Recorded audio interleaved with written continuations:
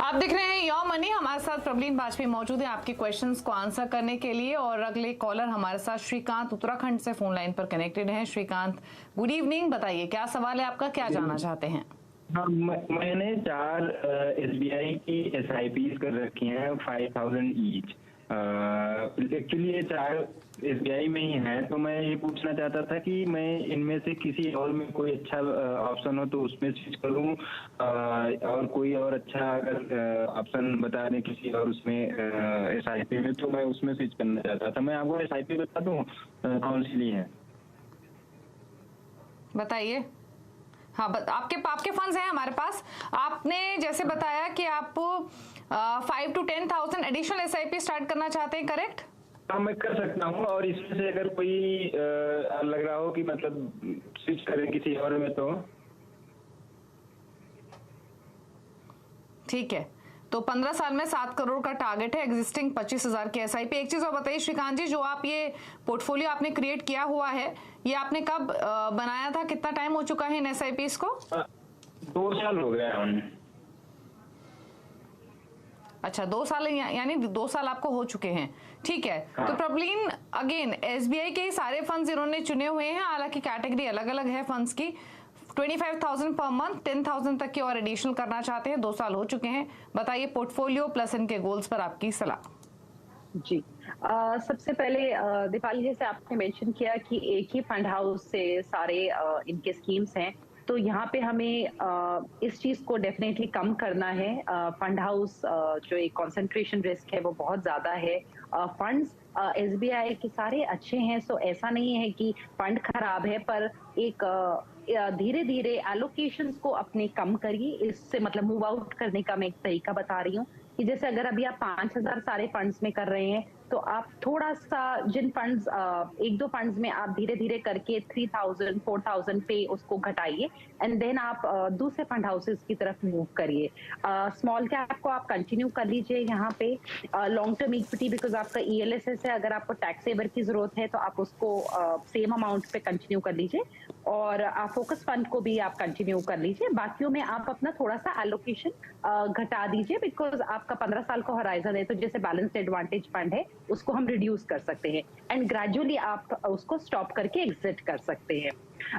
उसके अलावा दीपाली, यहाँ पे अगर हम देखें तो इनके पास एक प्योर मिड कैप फंड नहीं है, वो मैं डेफिनेटली बोलूंगी कि ऐड कर ले।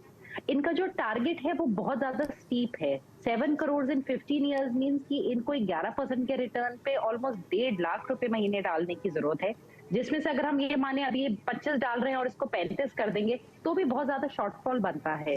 अगर सेम टारगेट दीपाली ये 27 साल में पूरा करने के लिए इनका लक्ष्य पूरा हो सकता है, अगर इनके वो होराइजन है, तो ये 35,000 की जो एक इंक्रीज इनकी SIP होगी उससे भी 11% के रिटर्न पे अपने लक्ष्य को पूरा कर पाएंगे। और अगर हम इसको 20 साल के होराइजन पे ले जाएं तो भी इनको 81,000 रुपए की SIP की जरूरत है। मैं पैसिव फंड्स को जोड़ने की अगेन सलाह दूंगी, बिकॉज हमारा इन्वेस्टमेंट होराइजन लंबा है। तो मैं बोलूंगी कि यहाँ पे अपना एक अभी टू बिगिन विद एक मिड कैप पैसिव फंड को जोड़े, एंड धीरे धीरे यहाँ पे एलोकेशन करके एंड फिर एक बार वापस रिव्यू करवाएं दीपाली अपना पोर्टफोलियो। ओके, तो रिव्यू तो करते रहना चाहिए वैसे भी पोर्टफोलियो। जब आपके बड़े गोल्स हों, बड़े SIP अमाउंट आपके चल रहे हों, तो रिव्यू करना भी चाहिए। तो प्रबलीन ने कुछ चेंजेस सजेस्ट किए हैं, उनको अप्लाई कीजिए। अब प्रबलीन से टॉप 4 फंड्स भी पूछ लेते हैं उनके। अगर आप बिगनर हैं, पोर्टफोलियो क्रिएट करना चाहते हैं, तो डेफिनेटली इन फंड्स के साथ कर सकते हैं। प्रबलीन बताइए क्या है आपकी चॉइसेस? पहली चॉइस दीपाली मेरी, क्योंकि दिवाली का टाइम है, तो मेरी एक गोल्ड फंड ही है, बिकॉज मेरे ख्याल से ये एक अलग तरीके का डायमेंशन और एक डाइवर्सिफिकेशन दोनों चीजें ऐड करता है इन्वेस्टर के पोर्टफोलियो में।